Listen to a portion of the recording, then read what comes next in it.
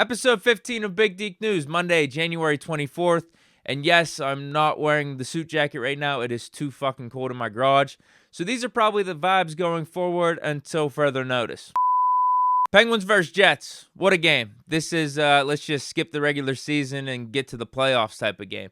Not only was it a clutch performance by the Penguins, but also it was a clutch performance by me. Penguins go down 1-0, and I told you guys that I was going to try to live bet the game yesterday, so what better an opportunity to try to get on that money line? Took me about 5 minutes to find my phone, finally logged in. $15, Penguins money line. Shortly after that, I look like an idiot, though, because the Jets go up 2-0. So the Pens were pretty much down the entire game, and even though they were getting a ton of chances in the first two periods, nothing was dropping. They even went 0-4 on the power play. But it's not like we were completely outplaying the Jets either. They had their fair amount of opportunities. It's just that Jarry, who's playing the best hockey of his career, was a brick wall in yesterday's game, not only in regulation, but also in the shootout. Granted, the crossbar and the post may have helped at times, but the same can be said for Winnipeg. All we were waiting for was the first one. Just get one goal and then the floodgates will open. And that's exactly how it played out in the third period. Malkin to Kapanen skate, completely legal, no purposeful kicking motion going on here. And this was with 13 minutes left in the third period. So a lot of time to get that second goal. But what's funny is we didn't even need it because literally 10 seconds later, the Winnipeg goalie sells out his team and gives the puck to Jeff Carter with the net wide open, and it's all of a sudden tied up 2-2. Eventually, it goes to overtime, and it's still a back-and-forth game, but I would give the slight edge to the Penguins in terms of quality opportunity. Some of the highlights include Malkin juking the shit out of this guy and making him lose his jockstrap, and also Crosby mauls over the Jets goalie. At least he asked if he was okay. But it is ultimately the captain who closes out the deal in the shootout. Crosby hits him with that prime Le'Veon Bell patience, lulls the goalie to sleep, and then dots him up. Penguins win 3-2. Penguins have a 5-game homestand remaining, taking on the Coyotes tomorrow at PPG, 7 o'clock.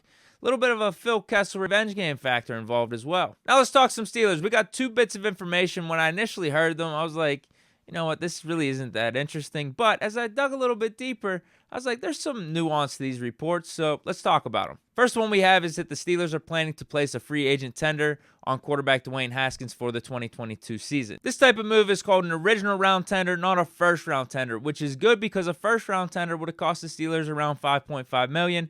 This move is only $2.5 million. So you may be asking, and this is what's funny about this move, is what's the difference between an original round tender and a first round tender? And that's nothing in this case because Haskins was drafted in the first round. This just saves the Steelers around $2.5 million. So if a team tries to sign Haskins in this free agency and the Steelers don't match the offer, that team will have to give the Steelers a first-round pick.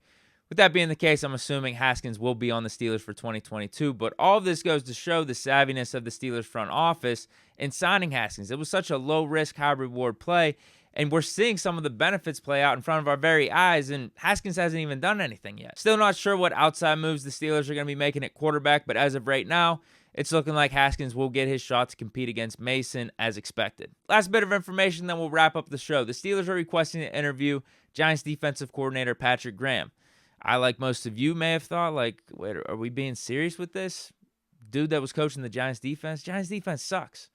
But there may be a little bit more to this one than meets the eye. And here's a little bit of his backstory. Spent 7 years as New England's defensive assistant or D-line/linebackers coach. Giants D-line coach in 2016. Packers 2018 linebackers coach. Was the defensive coordinator for the Dolphins in 2019. And was the Giants defensive coordinator these past 2 seasons. And here's what I will say. That Giants defense actually looked pretty decent in 2020. Obviously took a step back this past season. They looked average to below average in the passing game and was absolutely getting smoked in the running game.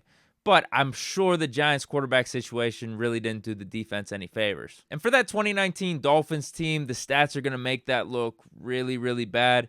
But you also have to consider that team was in a rebuild. There were a lot of moving pieces going on. But what we did say when you look back is that team fought hard in the second half. They actually won 5 of their last 9 games, and a lot of people consider the Dolphins a sleeper team heading into the 2020 season. He's well liked by the players and the Giants organization. The team actually gave him a pay raise last year just to not go interview with the Jets for their vacant head coaching spot. And with Joe Judge now out with the Giants, Graham might have a chance to be their next head coach, as reports are surfacing that interviews are taking place. So now when I look at it, the Steelers making this interview request ain't half bad. I mean, especially considering we all thought the Steelers were just going to hand the DC job to Taro Austin.